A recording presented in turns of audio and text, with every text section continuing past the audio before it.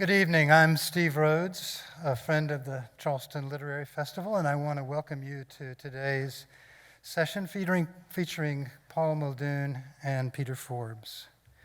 Today's session is sponsored by Judy and Bernard Cornwell, to whom we are very grateful for their support.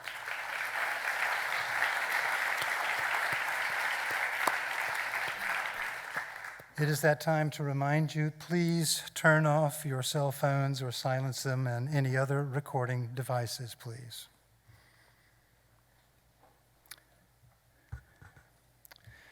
In his poem, Asphodel, That Greeny Flower, William Carlos Williams makes the bold argument that what is lifted up as authentically new in our world and in the media so often is not. The new that many of us are so desperately looking for, Williams argues, can only be found in things like poetry. Williams admits that it is not always easy to get the real news from poems, yet, quote, many die miserably every day for lack of what is found there. I suspect what Williams said about poetry must also be said about poets and songwriters like Paul Muldoon, and for today's discussion, poets and songwriters like Paul McCartney. Paul Muldoon's poetry has been called enigmatic, elusive, provocative, and demanding, but also dazzling, incisive, expansive, and hilarious. His writing is certainly not boring, but more importantly, it bears news that we urgently need to grapple with. Along with Séamus Heaney, Michael Longley, Kieran Carson, Paul is considered one of the great modern poets of Northern Ireland. He has won the Pulitzer Prize, the Carrington Award, the Queen's Gold Medal, and the Heaney Award, among others. Of interest to us here today is his collaboration with Paul McCartney on Paul McCartney's 2-volume exposition of the Beatles' lyrics and McCartney's brand new book, The Lyrics. Joining him in today's presentation is Peter Forbes, who was the long-term editor of the Poetry Society of England's Poetry Review, while also following a career as a scientist and science writer. He has written a great deal about the relationship between science and the arts. I'd like to take a moment of personal privilege to say that I was present when the Beatles performed in Atlanta Stadium in 1965. That, along with a few other minor things that were going on at the time, like the Vietnam War and the Civil Rights Movement, that even in those early days of the Beatles' music, I could sense that something truly new was about to happen. And I suspect some of you maybe felt the same way, and that my life would never be quite the same. Please join me in welcoming Paul Muldoon and Peter Forbes.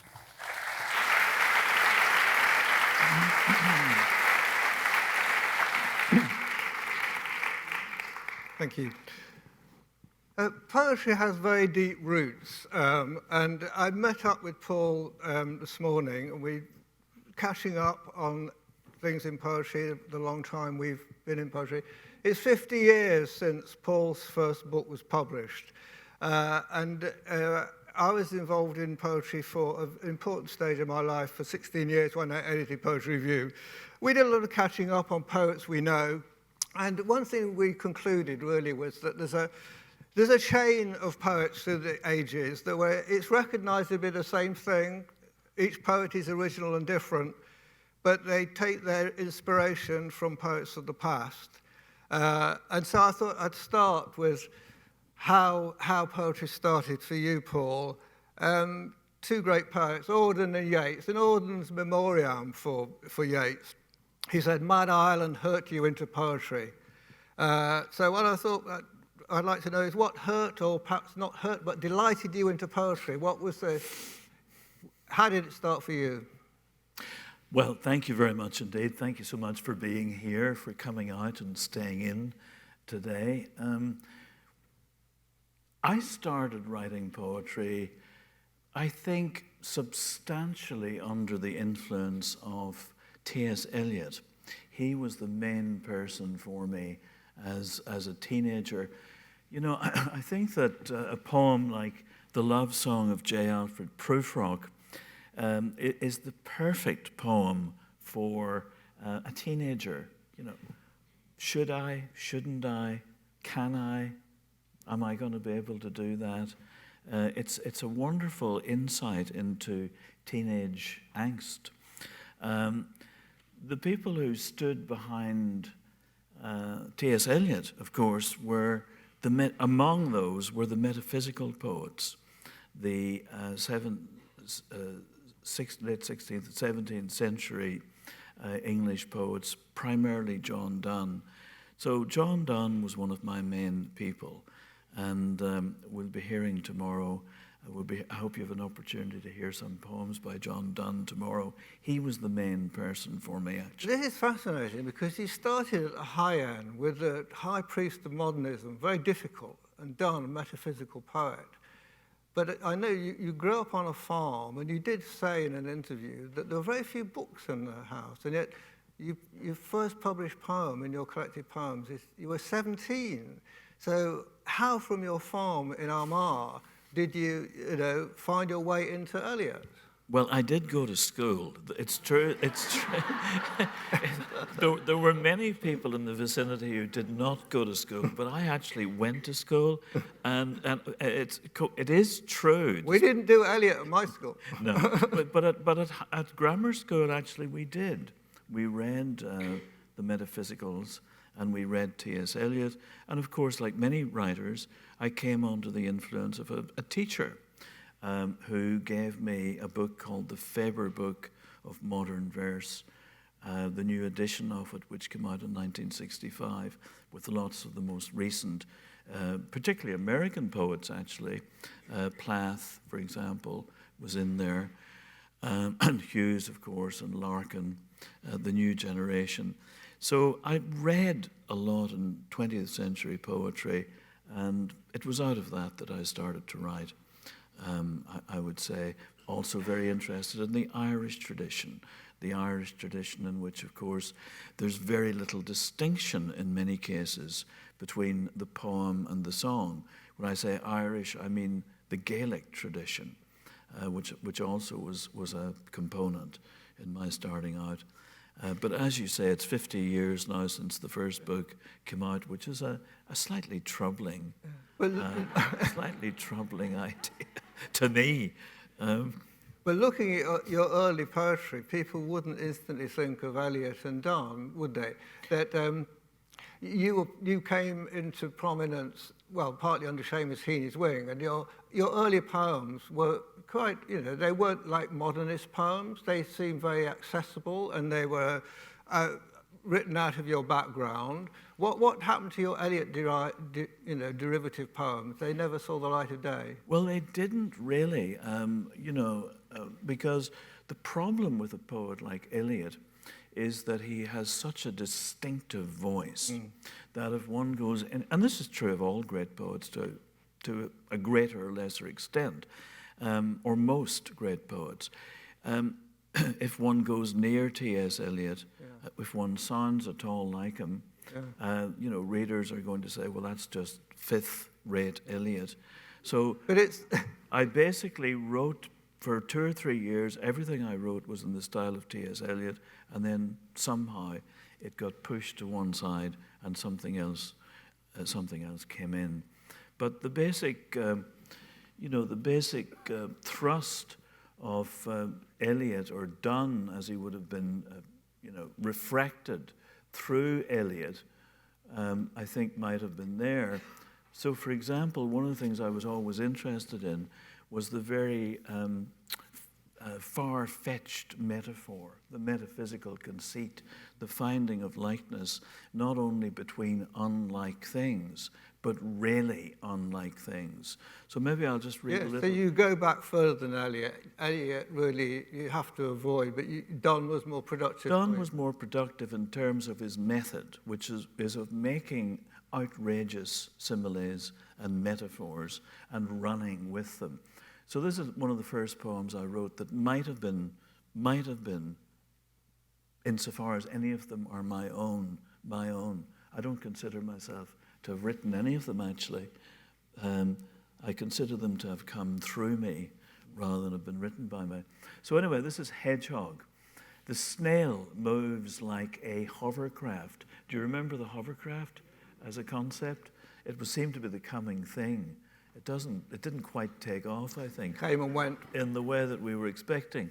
The snail moves like a hovercraft held up by a rubber cushion of itself, sharing its secret with the hedgehog. The hedgehog shares its secret with no one. We say, hedgehog, come out of yourself and we will love you.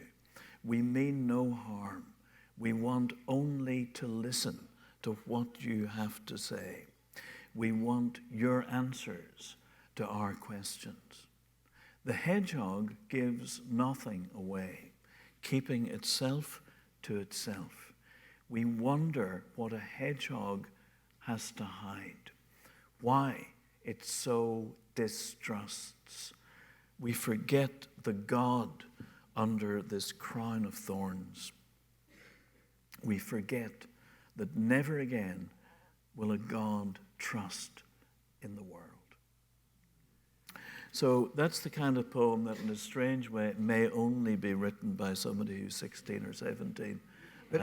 You get to have the nerve to make that connection, I suppose. I'm intrigued by the hovercraft because it's one of those images. If you think about it, the snail and the hovercraft, it's a perfect visual fit, but it's a modern conceit, you know. But you wrote, there's this idea. Craig Raine invented a style, Martian poetry, and actually when I saw that poem, I didn't know the chronology, and I actually thought, oh, that's a bit Martian. But it was written before you'd read Raine, wasn't it? Yes, well, I mean, Craig Raine and the Martians who found, were very interested in these outrageous similes. I mean, there's nothing, that's one of the things that many poets do, and which John Donne was doing rather a long time ago. The metaphysics. The big thing, the key thing, isn't it, really? It is. Yeah. So anyway, that's how I got started. Yep, okay.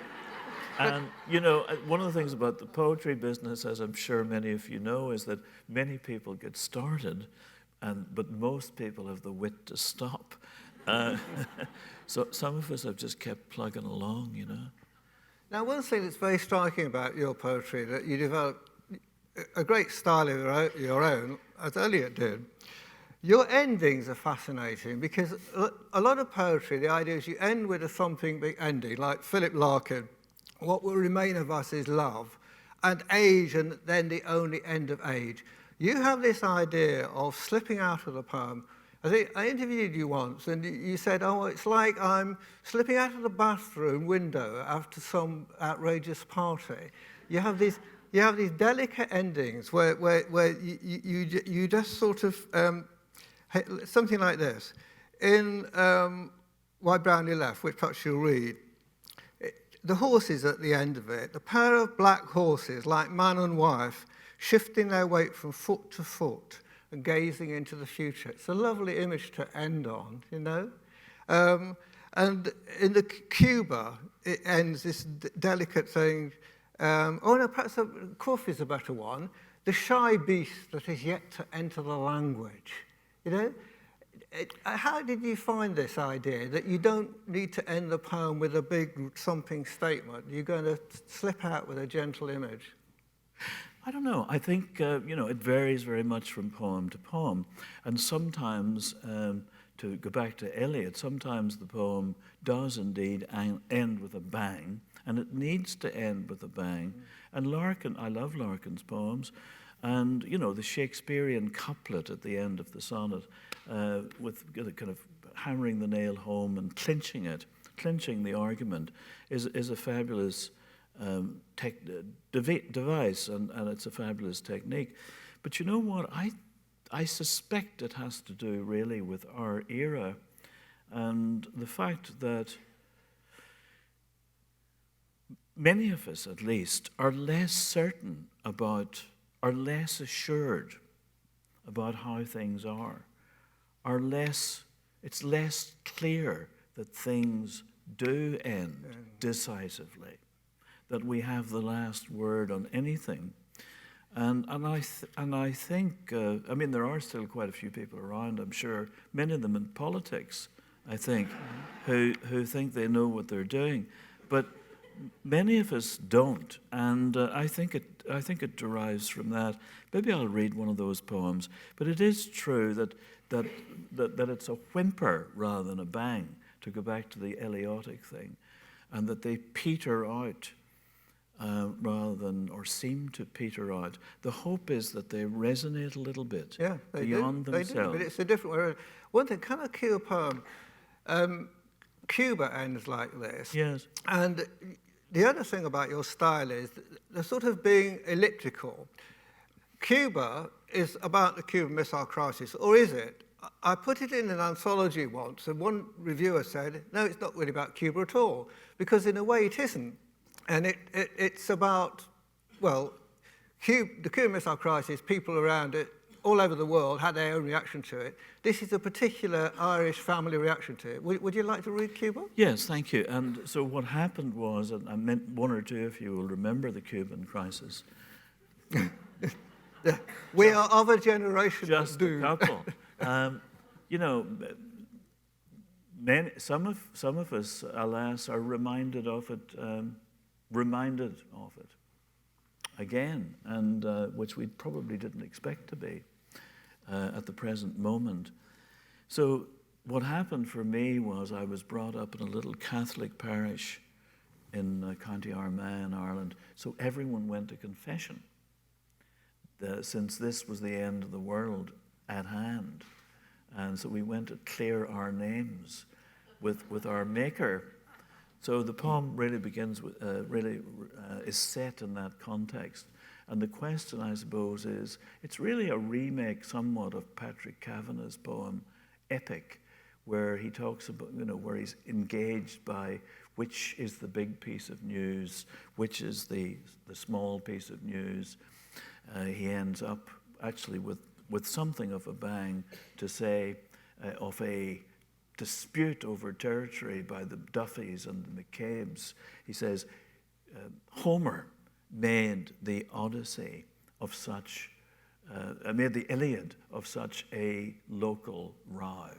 And he says that we have lived in important places, and he meant the local, not the global, where the great events happen, like Cuba. But so that's, the difference between the parish, the parochial, the place that's absolutely content in its skin and happy in its skin, rather than looking towards some metropolis, which is the provincial point of view, right, is the distinction. Anyway, here we go. Cuba.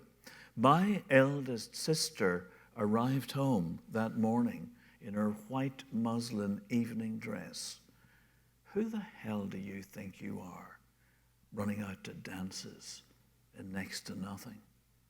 As though we hadn't enough bother with the world at war, if not at an end. My father was pounding the breakfast table. Those Yankees were touch and go as it was, if you'd heard Patton in Armagh. But this Kennedy's nearly an Irishman, and him with only, so he's not much better than ourselves, and him with only to say the word. If you've got anything on your mind, maybe you should make your peace with God. I could hear May from beyond the curtain. Bless me, Father, for I have sinned. I told a lie once. I was disobedient once. And Father, a boy touched me once. Tell me, child, was this touch immodest? Did he touch your breast, for example? He brushed against me, Father. very gently. So that's one of those one of those endings, yeah. endings that you're describing. Yeah. There are a few of them, but I think that's where they derive, is really, I think actually it's a device that's used in many short stories. I mean, that presents itself as a poem. It's a piece of verse, but it's also it might be construed as a short story also. Yeah. So as your style developed, you became very expansive and playful and elusive. I thought we should have a look at a poem where you wrote about a painting, Paul Klee's painting, They're Biting. And we have the image on the slides. Can we have the image, please? There we are. Now, I love this painting, and I had it as a postcard above my desk for a long time. I thought, there's a poem in there somewhere, but Paul wrote the poem about it, so can we hear it? Again, I wrote it. I know it sounds a bit corny, and I don't want to belabor it, but I do believe that really one is just a medium, and with any luck, the poem will take you over and write itself through you. And I think this is particularly, I was going to say I think it's particularly true. I'm not sure if it's particularly true, but it doesn't seem so far-fetched with a poem that derives most immediately from another work of art, as it were. Anyway, Paul Klee, They're Biting. The lake, and somebody sent me a copy of a postcard with this on the postcard, with this image. The lake supports some kind of bathysphere, an Arab dhow, and a fishing boat, complete with languorous net. Two caricature anglers have fallen hook, line, and sinker for the goitered, spiny fish caricatures with which the lake is stocked. At any moment, all this should connect. When you sent me a postcard of They're Biting, there was a plain sky writing, I love you, over Hyde Park. Then I noticed the exclamation mark at the painting's heart.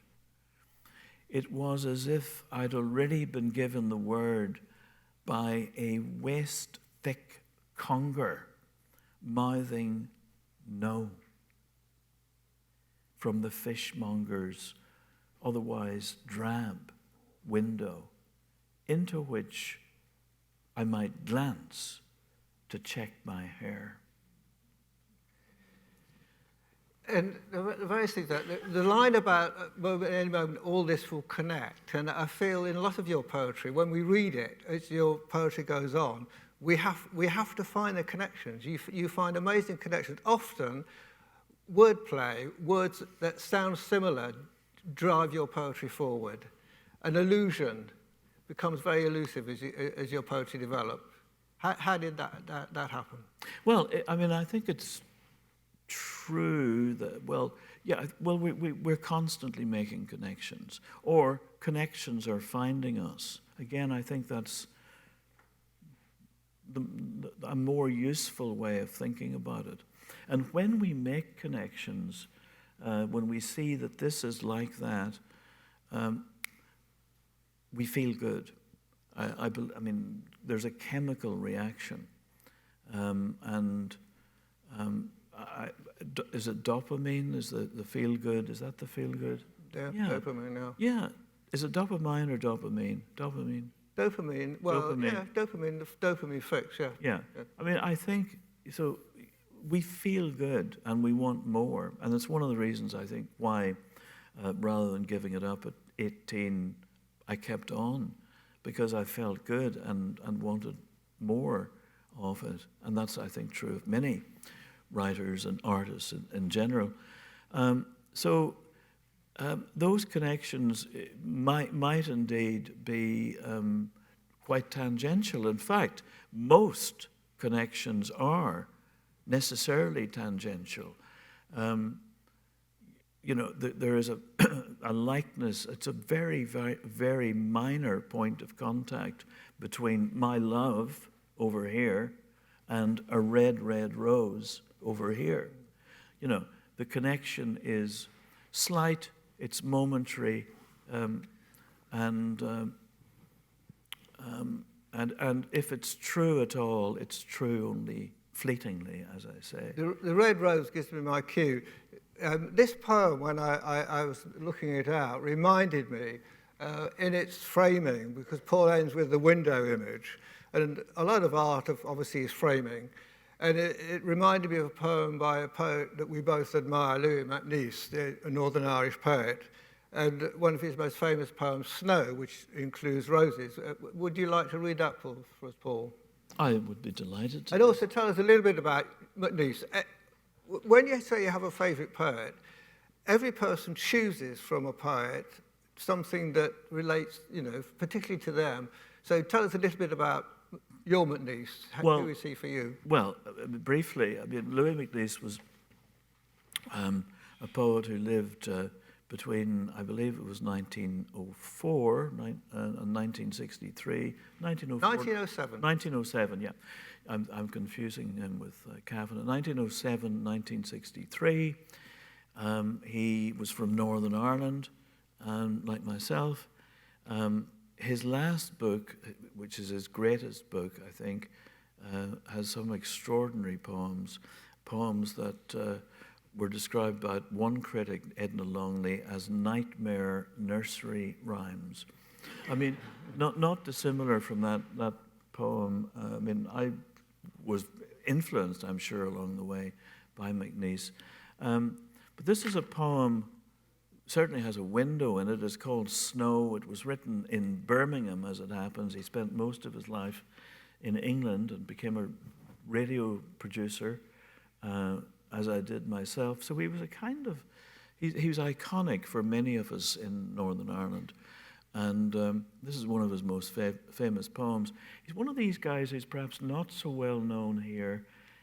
And he's not even in Ireland and the UK. He kind of falls between two stools. He's perceived as being Irish in England, let's say, and being somehow have gone over, become English in Ireland. So, for example, he's connected with with Auden, Spender, Cecil Day Lewis. In fact, the four of them came together in an animal called the Maxpondae, which contains elements of all of their names, along with a little pun on the spondae, the verse, the metrical foot. Anyway, here we go. Snow. The room was suddenly rich, and the great bay window was spawning snow and pink roses against it, soundlessly collateral and incompatible. World is suddener than we fancy it.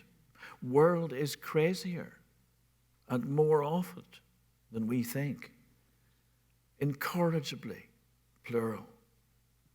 I peel and portion a tangerine and spit the pips and feel the drunkenness of things being various. And the fire flames with a bubbling sound, for world is more spiteful and gay than one supposes, on the tongue, on the eyes, on the ears, in the palms of one's hands. There is more than glass between the snow and the huge roses.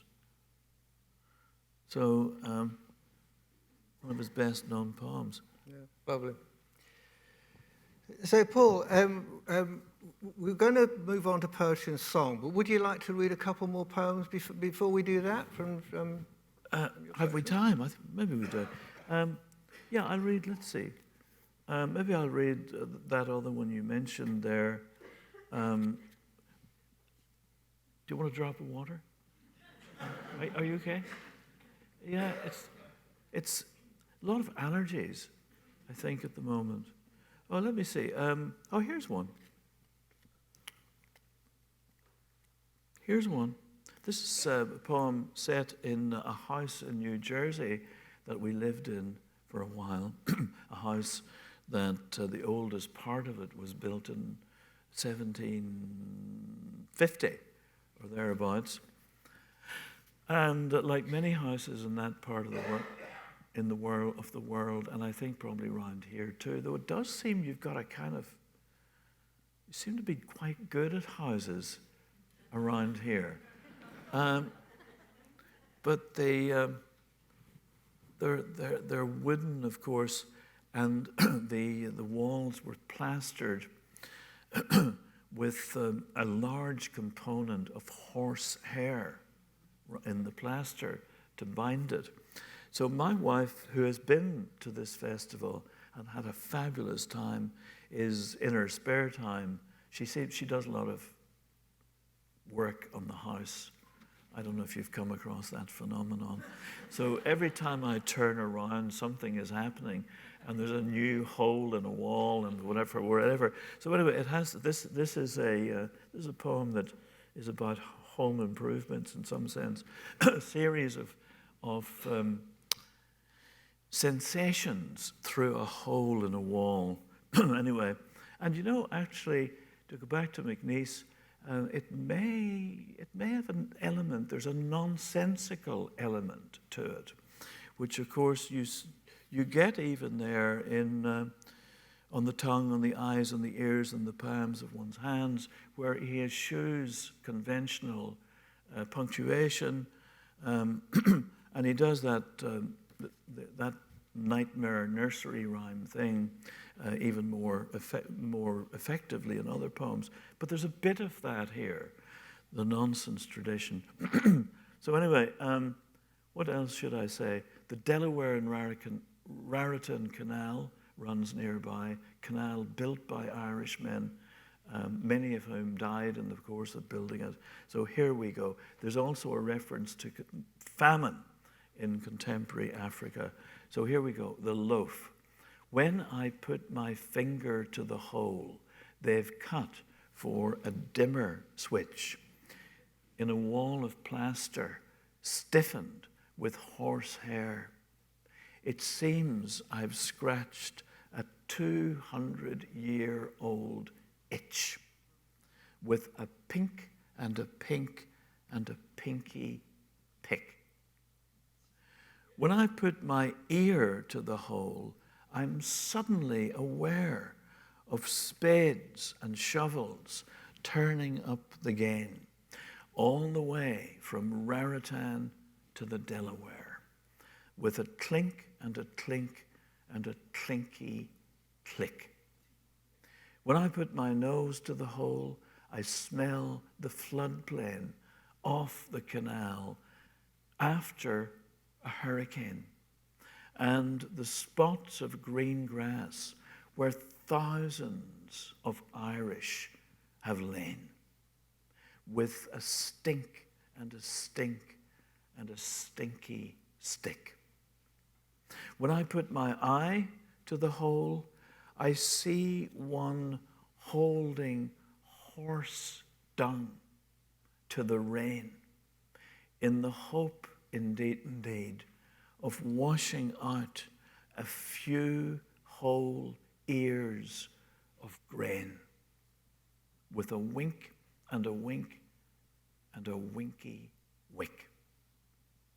And when I do at last succeed in putting my mouth to the horsehair fringed niche, I can taste the small loaf of bread he baked from that whole seed, with a link and a link and a linky lick. You made communion with the house. Thank you. Most of us just move into a new house, but you tasted it. You communed with the age of it.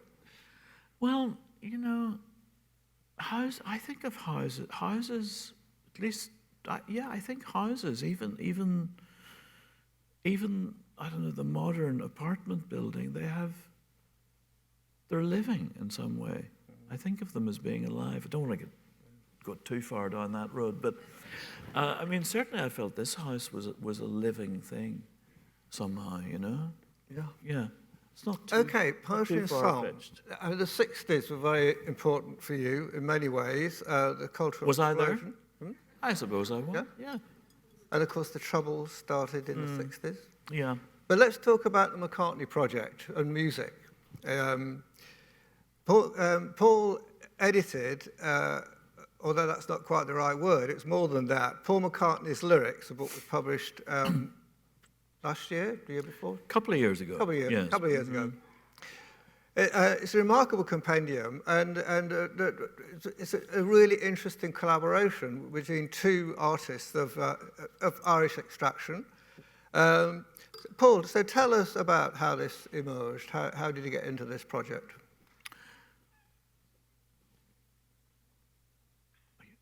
How did I get into it? Well, actually, I got into it through the editor, a man called Robert Weil, who works for Liverite,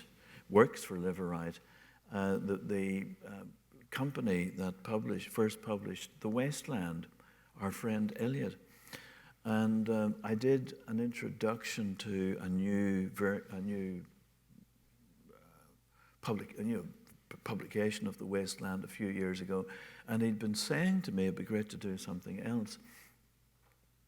And we went to the opera one night. It was one of those interminable operas. I swear it was 5 hours long, with more than a Bruce concert, and with many intermissions. And he said to me, he'd done this book with Paul McCartney, a book of his poems called Blackbird Singing, and he was saying, I'm thinking of doing a book of his lyrics, and I assumed that he was saying to me, and maybe you'd be involved in it, which I think he was. There's some question as to really what lay behind the conversation, but let's put it like this. By the time the night was over, we had something of a plan. So it was an arranged marriage with Paul McCartney, and we got together. We started meeting, which we did over a period of 5 years.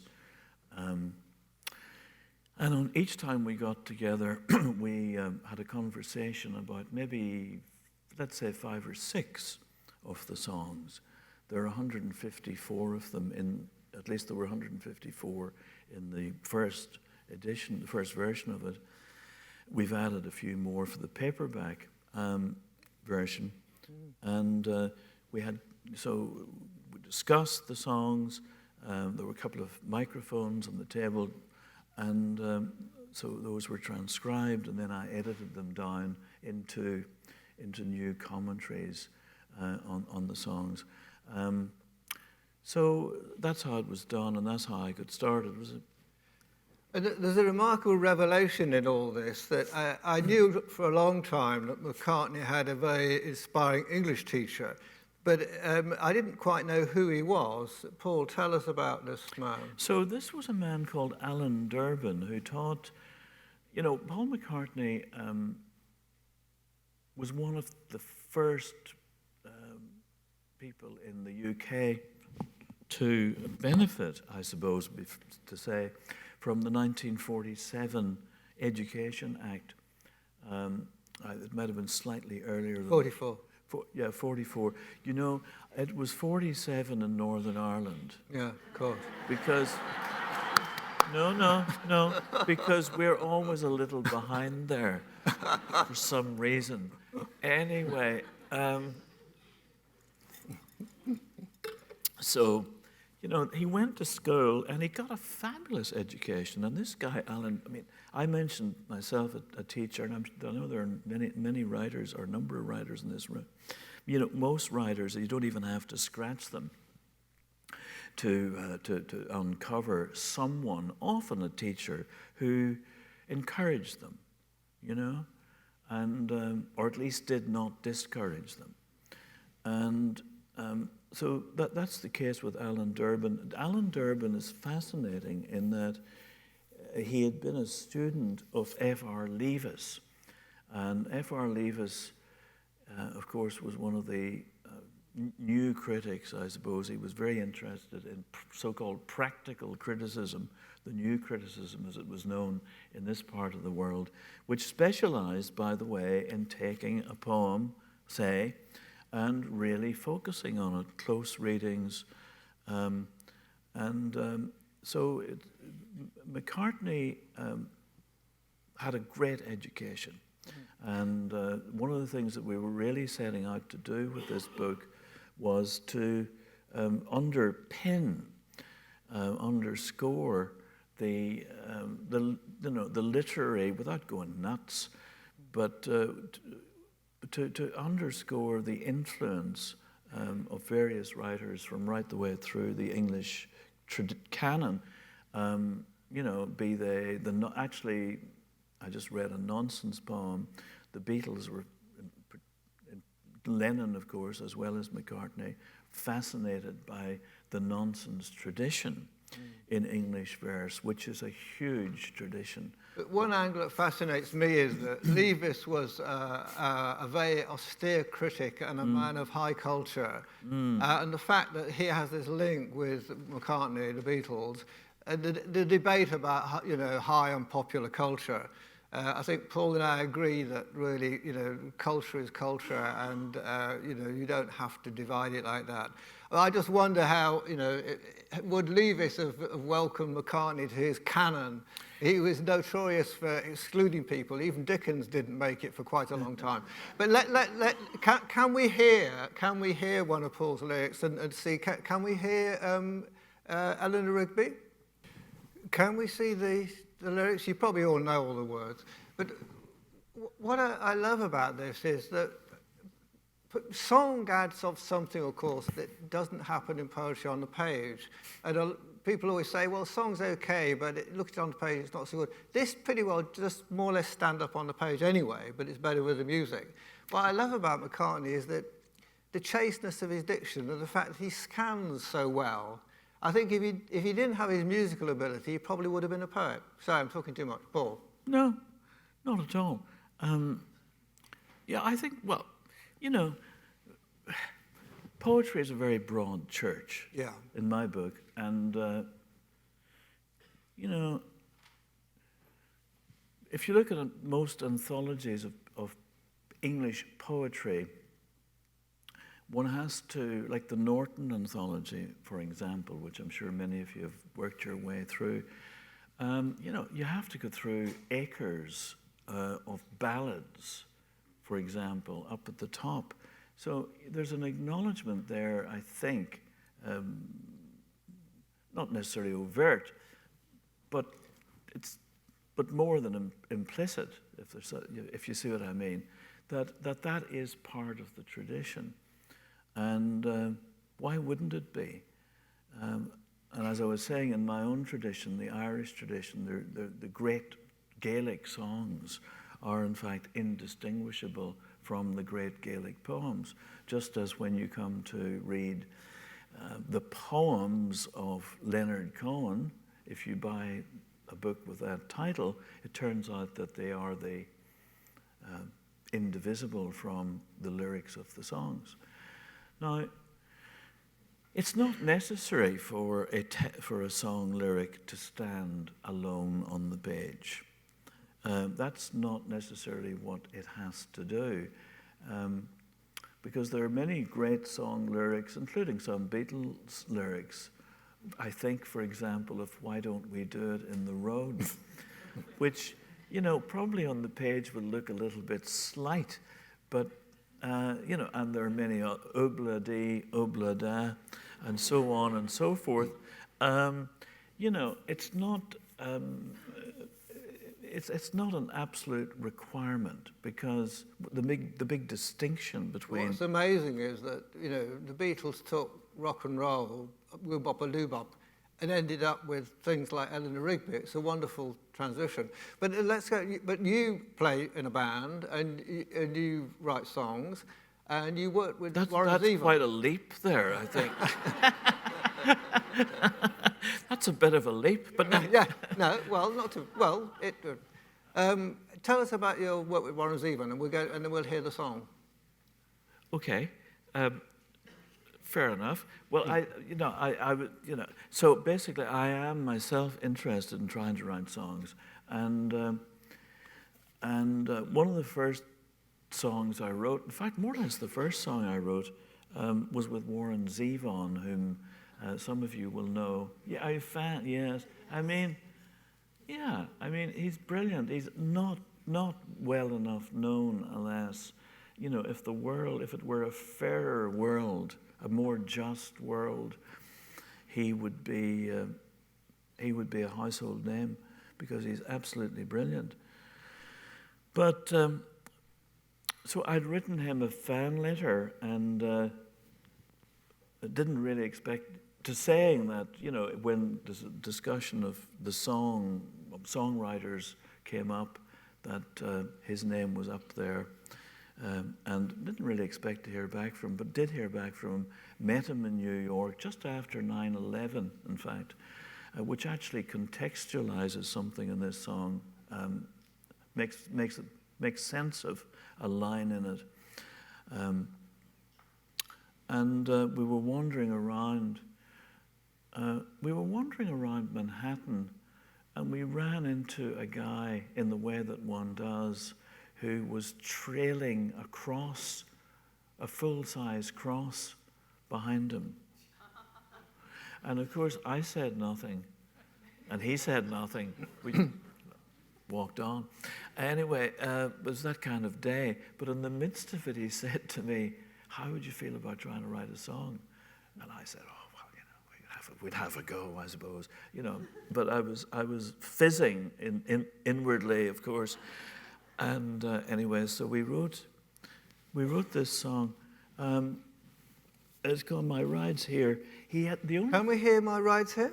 Can I just give it one wee, just to set it up? He'd been at a concert in a smallish venue, much too small a venue, with rather thin walls, and they could hear, just as the night was coming to a close, an ambulance through the walls of the venue. He says, "My ride's here." And that was all we had to begin with. A couple of questions. There are two microphones. Could you put your hand up? So, any questions? Somebody here? There are a couple here. Mike down here. Okay. No, Whatever. Well, I have like five questions, so I have to pick one. But when you were talking earlier about poetry versus music, I have to admit, when I was young, I didn't care for poetry. The older I get, the more I fall in love with it, and the more I delve into it. I have to read a poem out loud before I can. I have a very hard time in appreciating poetry unless it's read out loud. Is that the case for everybody, or? Well, I think to the extent that one can read a poem out loud, there are some poems that are difficult to read out loud because they have to do more of the physical effect and a visual effect on the page. But for the most part, there is some oral connection. And, speakability, as I say, is not absolutely the test of every poem, but it's a test for many of them, you know? It's a complex thing because there's very little that can't be spoken. However, one of the things that many people are interested in and that's admired in many poets is their so-called ear, which really has to do with something akin to a concept of musicality, for want of a better term. So yeah, there is a connection.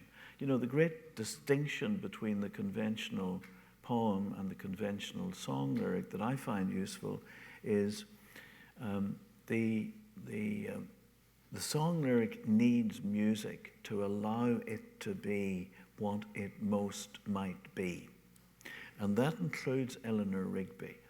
It may be, you know, the pressure per square inch on the page is high, as it is with Leonard Cohen. However, it's not quite the same as, you know, it needs that other thing.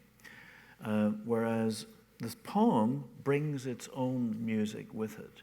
This is a kind of handy rule of thumb. It brings not only its music, but it actually brings its, you know, it may even bring a conductor with it. It may even tell you how to read it, how to perform it. You know, it does instruct you actually how to read it if you pay attention to it. If you pay attention to it.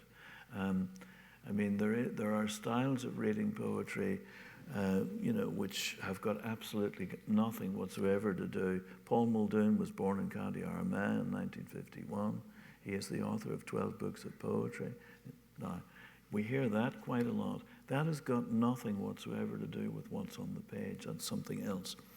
But if you pay attention to what's on the page, it will instruct you as to how it wants to be. Another question. Do stand up, please, and Yes, make sure hello. it's a question. On a tour bus from Dublin to the Passage Tombs at Newgrange about 6 years ago, the guide of the bus was giving us a running commentary, and the name Séamus Heaney came up. And I swear he shed a tear and his voice cracked. Could you speak to the language in Ireland as compared to here in the U.S., the importance of it? You live in Princeton, right? What is the difference in Ireland versus here? Well, around Princeton, they're very interested in language. No. I don't actually live in, yes, no, it's true that we do tend to think that the Irish, say, are more engaged by language, you know, the gift of the gab and all that stuff. You know, and they, you know, at the risk of making huge generalizations, I'm going to do it anyway. You know, they do seem to be, at least historically, they were interested in a good story, interesting use of language, puns, all that sort of stuff. But you know, I hesitate from saying that truly that they're any more interested in language or any more engaged than the people of Charleston. I would really hesitate from saying that. You know? Maybe others may not hesitate from saying that, but I would hesitate. You know, I think it's a dangerous zone, you know, and particularly since the culture of Ireland has changed quite dramatically, mostly for the best. Mostly for the best. It's now a very advanced society where very advanced on many fronts. But they may not be reading as much poetry, say, and they may not be as interested in language as they used to be. And, you know, at the end of the day, I can live with that, given the advances they've made in other areas. I don't know if that sounds a bit weird to you. Yes? One more question? Thank you for coming. Microphone. Thank you, Mr. Muldoon, for coming to Charleston. It'd be great to hear your impressions. More importantly, what's on your nonfiction nightstand? Non-fiction nightstand? Your nightstand. What's you know, most of what I read is non-fiction, actually. I mean, I read a lot of poetry for various reasons, you know, for example, this year I'm judging a prize in England where I've read basically every book of poetry that was published in England this year. So, you know, so there's that. But for, you know, well, I was at the talk earlier about with this novel, set on the island in May. Paul Harding book. Yeah, the Paul Harding. So I'd like to read that book. That sounds like an interesting book. What else? But most of what I read is non-fiction. What have I got? On my nightstand. Do I have a nightstand? There's usually a book about the Neanderthals. And I mean, every other book I see is about the Neanderthals. So I buy them all. So that kind of thing. Yeah, books of interest about anything at all is what I read. One more question. Again, thank you so much. My question's a bit broader. I'll ask it and then back up. Where is poetry? Where is music today? We celebrated Bob Dylan winning a Nobel Prize not too long ago. Yeah. And to go back to the beginning of your fascinating conversation, that you took your launch from Eliot, whom we celebrated here at the Literary Festivals around the world last year for the centennial of the Wasteland. Yes. And Eliot, of course, was trying to save the world with poetry, as Yeats was creating myths, tearing them down, building them back. Are poets doing that these days, or is it a different, or as your poems, some of them fade out because we lack the certainty, or maybe we realize we never had the certainty? Out of there, can you find an answer to where are poets? Where's poetry? I think that poetry is, insofar as it's ever something we can judge, I can't imagine that it's in a worse place than it was in 1923, Okay, 1922 was a big year for poetry, as you were suggesting, but for many people, I suspect there was no most readers would probably have no particular awareness that this was a moment of such import that we now recognize it to be,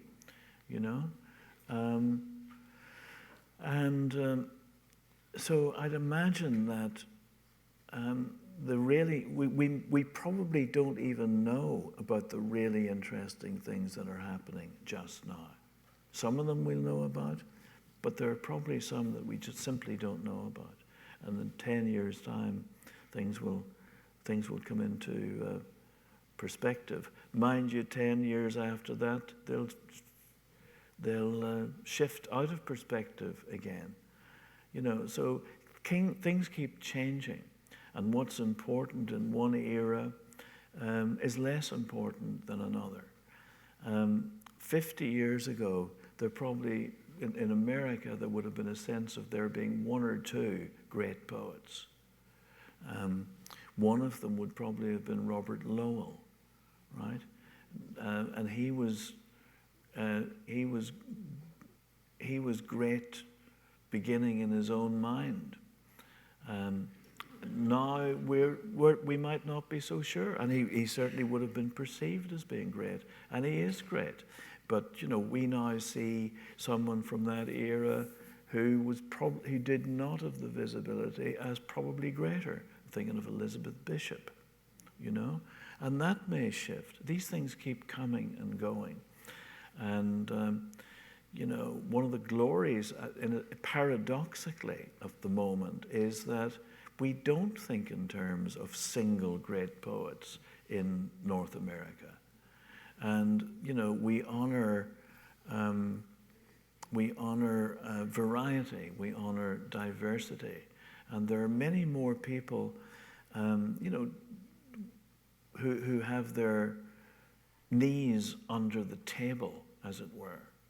And I think on balance, that's a welcome thing. And we'll allow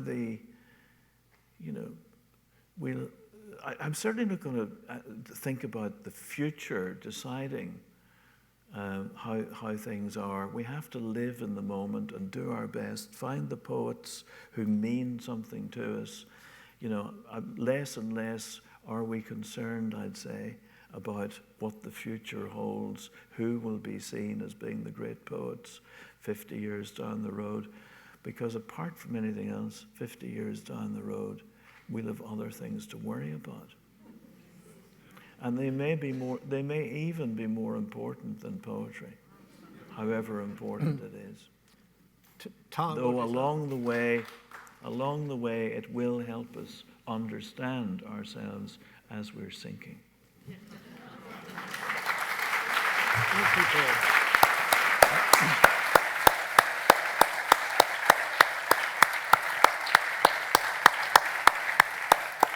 Paul and Peter, thank you so very much, and thanks especially to Judy and Bernard for their support of this, and thank you for being a wonderful audience. One more time.